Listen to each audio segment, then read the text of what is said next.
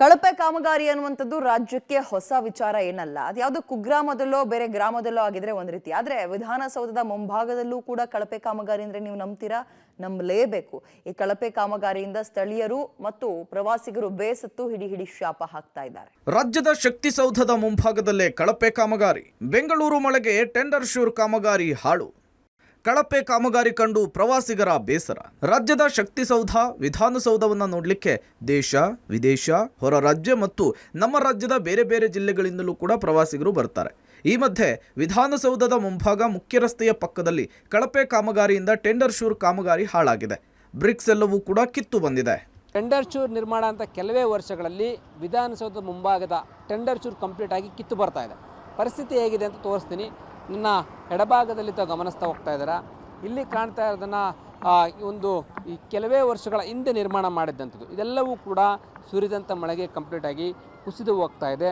ಇಲ್ಲಿ ಹಾಕಿರ್ತಕ್ಕಂಥ ಬ್ರಿಕ್ಸ್ಗಳೆಲ್ಲವೂ ಕೂಡ ಕಿತ್ತು ಬರ್ತದೆ. ಆ ಪ್ರಮಾಣದಲ್ಲಿ ಕುಸಿದು ಹೋಗಿರುವಂಥದ್ದು ನಮಗೆ ಕಂಡು ಬರ್ತಾ ಇದೆ. ಈ ರೀತಿ ಕಳಪೆ ಕಾಮಗಾರಿ ಮಾಡಿ ನಿಜಕ್ಕೂ ಶಕ್ತಿಸೌಧದ ಮುಂಭಾಗದಲ್ಲೇ ಈ ರೀತಿಯಾದಂಥ ವ್ಯವಸ್ಥೆ ಮಾಡಿರುವಂಥದ್ದು ಒಂದು ರೀತಿ ಅಸಹ್ಯಕರ ಅಂತ ಅನಿಸುತ್ತೆ. ಬೇಜವಾಬ್ದಾರಿ ನಿರ್ಲಕ್ಷ್ಯತನ ಅಂತ ಅನಿಸುತ್ತೆ. ಆ ಮಟ್ಟದಲ್ಲಿ ಎಲ್ಲವೂ ಕೂಡ ಕಿತ್ತು ಬರ್ತಾ ಇದೆ, ಕುಸಿದು ಹೋಗ್ತಾ ಇದೆ ಟೆಂಡರ್ ಚೂರ್ ಕಾಮಗಾರಿ. ಜೋರಾಗಿ ಮಳೆ ಬಂದರೆ ಅದರೊಳಗಡೆ ನೀರು ಹೋಗಿ ಕಂಪ್ಲೀಟಾಗಿ ಹಾಳಾಗುವಂಥ ಸಾಧ್ಯತೆಗಳು ಹೆಚ್ಚಾಗಿದೆ. ಈ ರೀತಿ ಕಳಪೆ ಕಾಮಗಾರಿ ಶಕ್ತಿಸೌಧದ ಮುಂಭಾಗದಲ್ಲಿ ಆಗಿದೆ. ರಾಜ್ಯದ ಬೇರೆ ಬೇರೆ ಭಾಗಗಳಿಂದ ಪ್ರವಾಸಿಗರು ಈ ಒಂದು ವಿಧಾನಸೌಧವನ್ನು ನೋಡಲಿಕ್ಕೆ ಅಂತೇಳಿ ಇಲ್ಲಿಗೆ ಬರ್ತಾರೆ.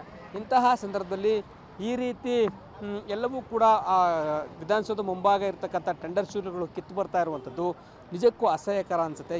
ಮೊನ್ನೆ ಸುರಿದ ಮಳೆಗೆ ವಿಧಾನಸೌಧದ ಮುಂಭಾಗದಲ್ಲಿಯೇ ಬ್ರಿಕ್ಸ್ ಕಿತ್ತು ಬಂದಿದೆ, ಕುಸಿದಿದೆ.